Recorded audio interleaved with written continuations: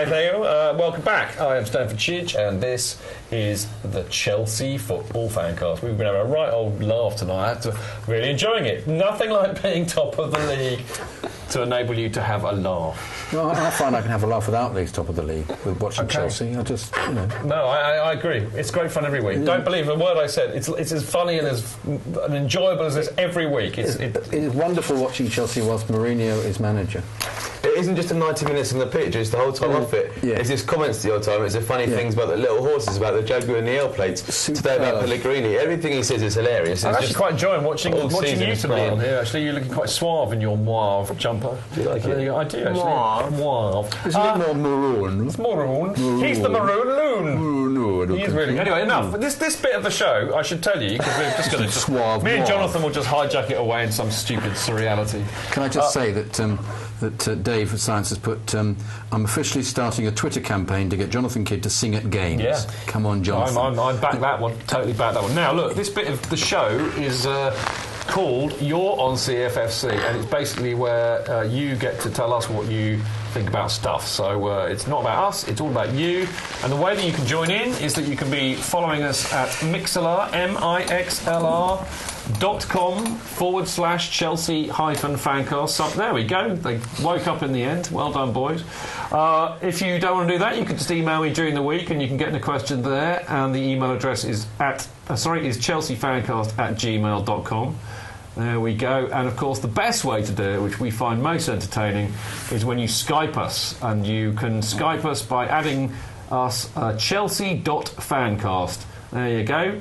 And then you can talk to us directly, which is in fact what Darvish is, how we know Darvish, because he used to tweet us and then he kind of like got on the Skype and now we're best friends and he's on the show. That's how it works. Now, I would like to know if the main man on the benches, also known as Billy McCulloch, has in fact got any questions for us.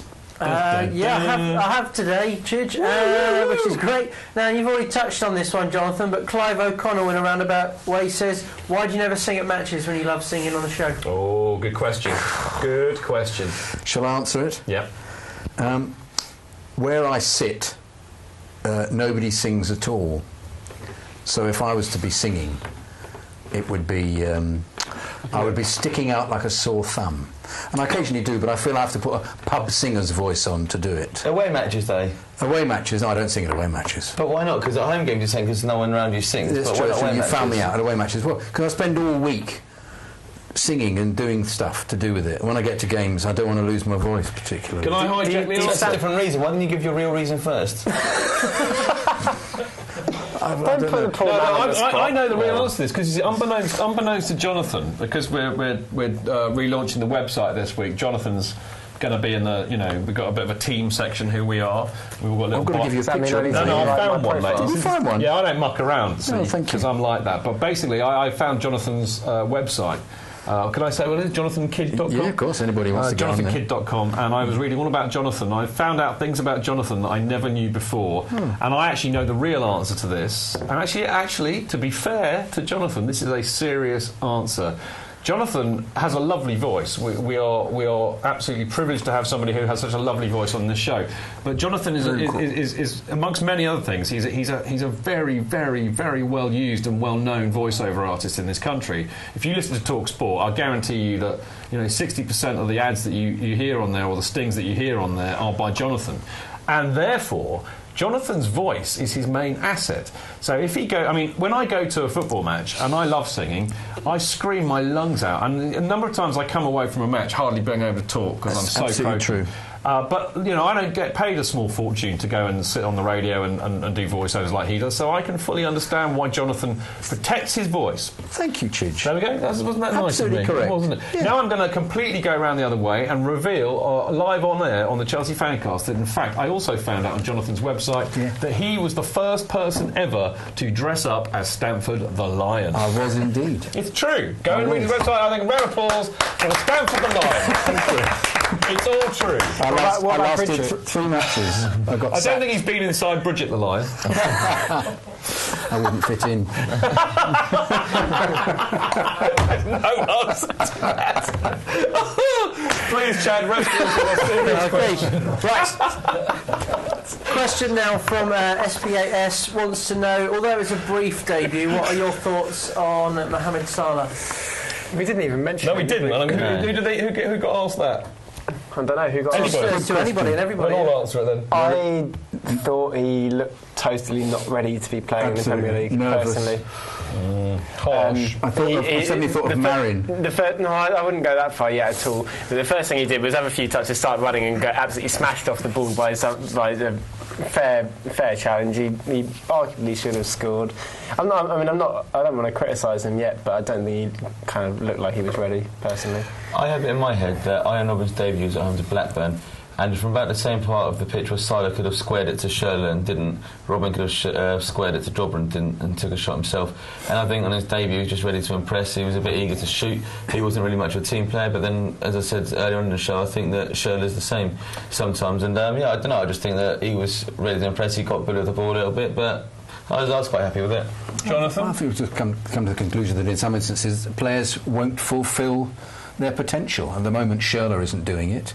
And I totally disagree with that. I don't think he's come on and ever. The only game he's played very well in was what was the Stoke? Scored 2 goals.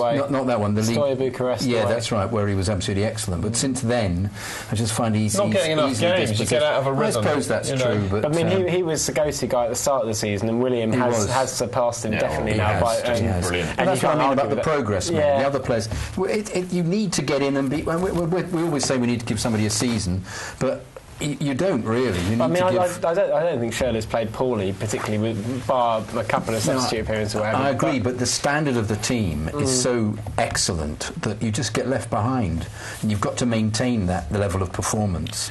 So, I actually cringed, to be honest, and I really felt for the lad, and I did turn around to Joe. No less a man than Joe tweeted, in fact, and said, if he'd have scored, it would have been salad dressing. Very clever. Yeah, I can watch the tumbleweed passing in front of the desk, just as I did. Did Joe tweet it off when you said it to him? No, he said, "Get out now," and he was right. But I did feel. To be really honest, I did feel for Salah because it was just so painfully obvious that he was busting a gut. He was trying far too hard. He was, and he was clearly very nervous. He's just played for Basel, and he's now playing for a proper club. And he was just too desperate to do well. And he's 21. I'm not worried, because I think that Mourinho will look at that and go, oh my God, and he'll just take him away quietly and say, look, don't force it. You'll get your chance. It'll come. Don't worry about it. And I think he will be good. I mean, we know he's a good player. He's been very good against us in the past. I have to say, at the back of my head, I had that horrible thought, as you do, not another bleeming player we bought who scored against us and looked like a world beater who turns up and plays for us and looks rubbish. But yes, Robert Fleck comes to mind. You leave Raul Meireles alone. I love Raul Meireles. He cuts his own hair. He cuts his own hair. Raul Meireles, he cuts his own. No, I think he'll come good. I mean, I think we can, first... Yeah, we can't base anything No, we're being unfair, but nonetheless, I hope it isn't. But I don't personally think he looked quite ready to be playing. I said Brian Laudrup, I meant Bjarni Goldbeck. Brian Laudrup against us. I meant Bjarni Goldbeck. He scored against us. He did, and then we bought him. We have this horrible record of buying players that have done well against us. He was okay, Goldbeck. He scored a fantastic goal against Fulham. Because I was right behind the goal when they scored. It was, of course, Laudrup that went there and got against Villa. I'm so sorry. It's Tottenham. It's Villa as well. It was definitely Villa, as well as Tottenham. Yeah. It's a weird thing that we do, but I think we should have a little bit of faith in Salah. It's early days. Chadder, you got another one for us, fella? Yeah. Barbara Lira wants to know, if it wasn't for Mourinho, where would we be in the league with all the competition there is at the moment? Is that the lovely Barbara from Brazil? I assume so. Who's that for? It's going to be to one person. No, it can be for all of us. It doesn't have to be. Who makes the rules here? Who makes the rules here? One person. I make the rules. Seventh. We'd be seventh. It depends who the manager was, though, doesn't it? I mean, that's a great answer. What was the question? if Mourinho had gone to United and we got Moyes, we'd be seventh. I think we'd be lower if we had more. I've got to say, that is an absolutely stonking question. We'd be good at crosses. No, he wouldn't. They're not good at crosses. They just do lots of them. He'd improve us. That's where we'd be good. But it could still be 81 Branislav Ivanovic crosses. It doesn't mean they're good crosses. No, or 81 crosses to Fernando Torres. I think it's very obvious. I mean, though it pains me to say it, the fat Spanish waiter did actually do the minimum requirement, which was to win a trophy and get us to third, wasn't it? Yeah, I don't think he's a bad job. But I still don't think he's a very good manager. But I think, here's the thing. The proof of the pudding is in the spending. They were never going to let him spend any money. No. And now we've got Mourinho. They're letting us spend money and on buying decent players. There's a plan in place. But here's the other thing. I mean, I think most of us, at the beginning of the season, we all thought, you know what, look, we got Mourinho back. That's fantastic. We've got a couple of good players. That's fantastic. It is going to take a while to sort this ungodly mess out. So we'll settle for finishing in the top 4, maybe a decent cup run, but we're not expecting anything. So for me, the fact this is what Mourinho's all about, and this is why the man is a genius. He is transitioning this team, and still we are competing. I mean, we're top of the league. I do think we genuinely are title contenders this year. I wouldn't be surprised if he gets us to the semi-final at least of the Champions League.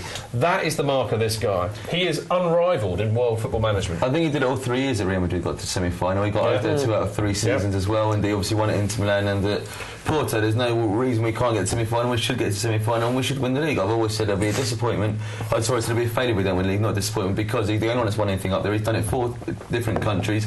He's going to win us the league this season, at least semi-final Champions League, and legend as well. Yeah, legend, isn't he? At least won 1 thing, not 3. When he appeared, I had this little kid's hope that he would immediately, everything would be transmuted into gold, and he would win everything. So I'm not like you at all. I never went through this. It's a transitional phase. I went, Mourinho, yes. Yeah, but you're a dreamer, Jonathan. You're a dreamer, and there's nothing wrong with that. That's great. If you should have a dream, you have a dream, then you could. Do you know what Mourinho said about Pellegrini whilst you're all laughing? Mourinho said he's been speaking about winning 4 competitions. There's no reason to change his speech. He's not so sure on himself now, is he, Pellegrini? Yeah, I agree. He's got inside his head, and that's another great thing about Mourinho. You can't. I think he was inside his head since. Paul, do you think he was upside his head? No, it's a bit wasted on you. You know it. Upside him. With a little dance, you're on the floor and you go like a boat either side of him. Chatter! Genuinely over me. This is getting too silly around the table. Time for some seriousness from you, I think. OK, now Gaffer wants to know, how many clean sheets do you think we'll keep between now and the end of the season? Not many if they're Darren's. Tush. Is it 13 matches still? Yeah. 7. We won't keep 7. We always let in goals. Do you reckon 7? 7. So the home matches, really, half the matches, I suppose. Yeah, we have got a best defence, We haven't really looked like conceding for a long time. Yeah, we have sorted ourselves out a lot. We're not letting in stupid late goals. Well, it's interesting, isn't it, actually? I'm sure I mentioned this in something I wrote the other week, but for me that's no accident, because basically we have a first choice defence now, and it is Petr Cech, Branner Ivanovic, Terry Cahill and Azpilicueta. And who would have predicted at least 2 of those 5 at the start of the season? Indeed. But the bottom line is, that is the first team's defence. That's what gets selected every week, unless one of them is injured, like JT this week. And hitherto, for the last quite a few seasons, really, it's been all over the shop for various reasons. I know JT was injured and that kind of thing. Now, if you're Petr Cech, who apparently in the last 2 or 3 years has gone downhill and is absolutely rubbish and isn't a world-class keeper anymore, half the reason for that is he doesn't know who's going to be in front of him from one week to the next. And it's no surprise to me that immediately that's settled down, A, we're not letting goals in, and B, Cech looks like a world-class keeper. Equally, I don't think Czech's ever really stopped looking like a world-class keeper. I don't think personally, so either, I don't think we could have had a perfectly settled back 5 in previous seasons with different managers and not keep the same kind of defensive record that we have now. I think it makes a big difference. So you reckon 7? No, you reckon 7? What do you reckon? Yeah, I think we have got a bit more solid, so I'm going to go for 8. Just to be more optimistic than Pablo. You were disparaging of me. I know, but you're right, we have been letting less goals. Hang on, I'm going to do it actually on this. 7? Jonathan, how many do you think we'll get? 9. You think 9? I think 9. I see your 9. I see your 9. I raise you 10. There you go. We won't get that, but I just want to have a bit of fun. No, I know. Yeah, me neither. I don't think so. So there we go. I think we got. I don't know about what the gallery is saying. Excuse me. We got. Oh, we got. Hang on. James, are you there? Yes, I'm here. Whoa! We've got something special for you people right now. We've got on the line, on Skype, we've got my old mate James Easton. Now, James is a French football analyst, and what he doesn't know about French football just ain't worth hearing. Isn't that right, James? That's absolutely right, mate. Thank you for the big build-up. That's all right. I'm all about the big build-up, mate. Hello, we can see you too, which is even better. James, I wanted to get you on because we had a little bit of a chat because you kind of gave me some very interesting info about this Kurt Zouma lad that we've signed from Saint Etienne, a team I remember well. Saint Etienne, Dominique Rousteau in the green strip. I'm just showing my age, but you know. But I mean, I want to talk to you about Zouma for a little bit, and then if we have time, possibly Eden Hazard too. But tell us about Zouma. How good is this kid? Well, he's very good. Is a short answer. I mean, he's one of those guys, Dave, who, when you watch young players, which I do a lot over here in France, some of them you're not sure if they're going to make it. You know, you can be a great kid at 15 or 16 or even 17. And it doesn't mean you're going to make it as a career, you know. I think with Zouma, the one thing that you saw when you saw him at 16 was that he was a guarantee, really, that he was going to have a career, and that he was probably going to get to the top. You know, he's that good. He's been very, very highly regarded at Saint Etienne, also in the France national team set up at youth level for, well, I was going to say a long time. You know, he's only 19, but he's been highly regarded for 3 or 4 years now.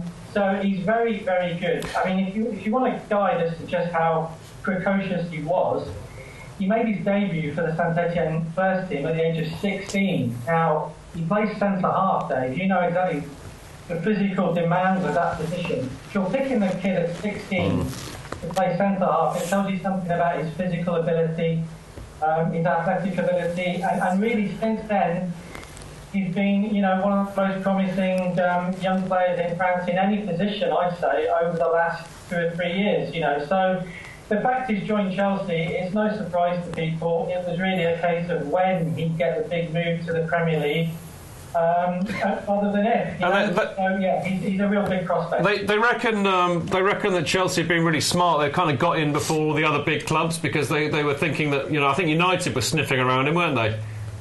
Yeah, there's been a lot of interest over here. There's an awful lot of scouts being going to Saint Etienne games. Last season, that was because of the striker, Mohamed as well, who's gone to Borussia Dortmund this season. So, you know, you could see quite a few good players there. This season, Kurt Zouma has been the one that people have gone to watch. I mean, I think it is good business. You know, if they'd waited till the summer, if he'd had another good, well, he might still have a good second half of the season, but if they hadn't got this deal pinned down, there's no guarantee. They'd have gone in Manchester City. Also very keen. Patrick Vieira watches an awful lot of games over here for City, so Zouma would have been on his radar. So yeah, I mean, I think it's good business, Dave. You know, excellent. You guys obviously you watch Chelsea every week, so you know what you need. He's a very physical defender. He's a very raw, athletic defender. He's got an absolutely sensational leap on him in both penalty areas. Likes to tackle too, doesn't he, mate? Yeah, he likes to tackle. I mean, the one thing that he's been, I suppose, in the news for the wrong reasons in France is the tackle that he made in November, took out an opponent and damaged his legs quite badly, which got him a long ban. So he can be a little bit over enthusiastic. He's got this raw power, which he maybe needs to rein in a bit. But actually, you know, the other side of the coin, Dave, if you look at his disciplinary record here in France, it's actually not that bad. You know? He's only had 4 yellow cards in 40-odd league games. He's not had a red card yet, although he probably should have had one for that challenge back in November. They got the ban. So he can be a bit over the top, and you know that's just youthful exuberance, if anything. And it's also playing to his strength, because his strength. That will change over time. You know, in terms of raw potential, Chelsea have got themselves a very excellent very stuff. Look, just very quick, because we got to wrap up in a few seconds, James. But how does the French league in quality compare to the Premier League? Not as good, in short, nowhere near as good. I'd say that, as you know, Dave, as someone who's a big French football fan, but it's not as good. Paris Saint-Germain have changed it at the very top because they've got the money. If you go below there, it's a great feeder league, people like Kurt Zouma, Eden Hazard, of course, from a few years ago, but across the board, it's not great. And I've got to say, the Premier League is hugely popular with French people. If you go in a bar where I live, in Lille on a Sunday afternoon, you've got more chance of seeing the big Premier League game than you have of seeing the top French League game. So that tells you a little bit about the quality of the two leagues. And in short, mate, just to wrap up, do you think Zouma will cut it in the Premier League with Chelsea? Yeah, I would think so. I don't see any problem. It might take a while, but yeah, long term, absolutely no doubt about that. James, that's brilliant. You know, it's lovely to speak to you. I'd love to get you back on the show again because we didn't really have enough time to talk about Eden Hazard, which I wanted to. But James, brilliant to speak to you, and hopefully I'll catch up with you soon, mate. But thank you very, very much. No problem, Dave. Take care, mate. Cheers. I wanted to ask about Kalou. OK, we're off. Break time. It is. We've got to go for a break. We could have got a good I know, question. but there is-